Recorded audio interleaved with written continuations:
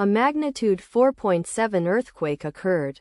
Red Sea. 128 kilometers WSW of Farazan, Saudi Arabia, or 178 kilometers WSW of Jizan, Saudi Arabia. On Tuesday, the 29th of July 2025, at 9 hours 2 minutes and 20 seconds local time, the quake had a depth of 10 kilometers and was not felt, or at least not reported so.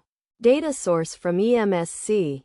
Did you feel it? Let us pray. May the earthquake that occurred not affect our brothers and sisters there. May the earthquake not happen again. And may God protect everyone. Amen.